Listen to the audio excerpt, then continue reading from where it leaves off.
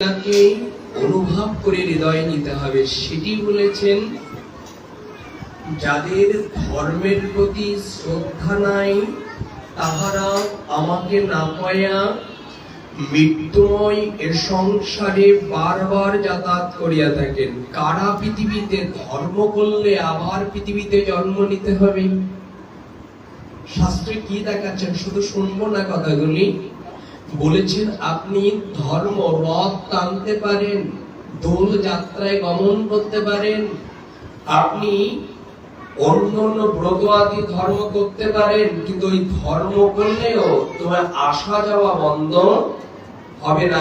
একটাই উত্তর হলো, কারোর 50 তলা বাড়িতে উঠবে, কয়তলা? এই দেখেন, কেন আপনার পুনরায় জন্ম হবে ধর্ম করতে করলেও? দেখে নিন, 50 তলা সিঁড়ি ভেঙে উনি আনন্দে উনি রুমে গেটের পাশে গিয়ে দাঁড়িয়েছে। আচ্ছা, দাঁড়ানোর পর গেটটা দরজাটা খুলবে, প্রয়োজন কি?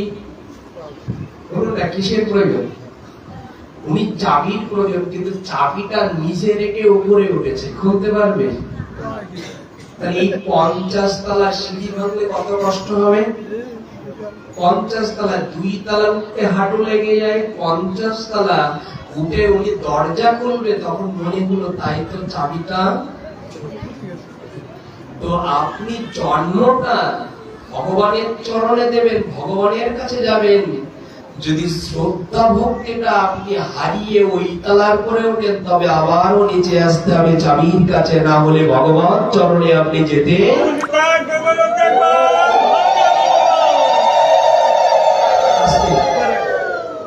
যদি তালা খুলতে হয়, ঘরে যেতে আবার কোথায় আসতে হবে? আমরা ধর্ম করার পরেও যদি শ্রদ্ধা আমরা বাদ দিয়ে, ভক্তি বাদ দিয়ে রক্তানি দোল দেই, ভগবানের সন্ধ্যায় আহ্নিক পূজা করি, চাবিটা ধুয়ে গেলে যেমন আবার আসতে হবে, তুমি শ্রদ্ধা ভক্তি রেখে ভগবানের পূজা করলে তোমাকে আবার। কথা বুঝতে পারছি তো? একটু ভাববেন, শুধু শুনবেন না, অনুরোধ করছে উত্তম দাদা। যে বড় কৃষ্ণ ভাজে সে বড় চতুর। তিনি আজকে দিনটা আপনাদের দুয়ারে, আপনাদের চরণে নিয়ে আসার জন্য অন্তত 2 মাস আগে এই দিনটাকে সংমিশ্রণ করেছে। নাহলে আজকে আমাদের কুমিল্লায় থাকতে হতো। আপনাদের দুয়ারে এসে যে জন্য কিছু নিতে হবে, শুধু শুনবো না। এতক্ষণ যেখানে আমরা ছিলাম, সেই তত্ত্ব হলো যে চাবির কাছে যদি আবার ফিরে আসতে হয়, তবে চাবি সহ নিয়ে যদি আজ 50 তলার ভিতরে কেউ যেত, তাহলে আর ফিরে আসতে হতো? ফিরে আসতে হতো না। তাহলে গীতায় কি জানালেন?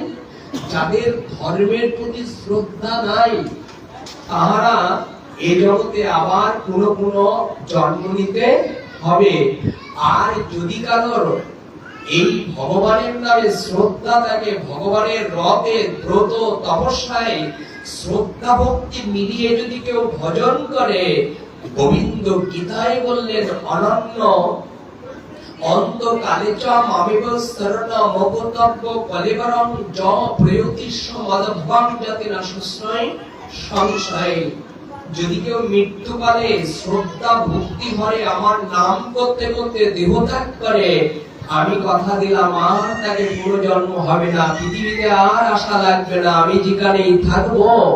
মা যেমন যেখানে থাকে, 2 মাসের সন্তান যেমন তার কোলে থাকে, কোন ভক্ত মৃত্যুর সময় যদি আমার নাম করতে করতে শ্রদ্ধা ভক্তি দ্বারা আমি গোবিন্দ জগন্নাথ হয়ে কথা দিলাম, আমি আমার সন্নিকটে আমার কোলের পরে আমি যেখানেই থাকি তোমাকে সেখানেই নিয়ে যাব। যদি তোমার শ্রদ্ধার ভক্তি না দিয়ে ভজন করতে, কি দিয়ে ভজন করতে হবে? শ্রদ্ধা ভক্তি। এবার আমরা একটু আস্বাদন করব। এই কথাটি আবার ভাগবতের সে রূপান্তরিত করেছেন। ভাগবতে বলেছেন, শ্রদ্ধার ভক্তি থাকলে, ওই ভক্তি যদি আবেগীয় হয় আর ওই শ্রদ্ধা যদি শাস্ত্রর বীর হয়, তবে ওই শ্রদ্ধা ভক্তি ক্রিয়া করবে।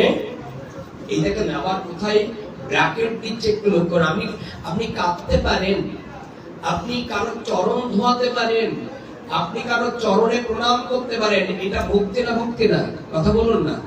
কিন্তু এই ভক্তি করেও সেটা যদি আবার, এই দেখো ভাগবতে কি বলেছে, ভাগবতে বললেন ষষ্ঠ স্কন্ধে প্রথম অধ্যায়ের 40 নম্বর শ্লোকের বর্ণনা দিচ্ছে, যারা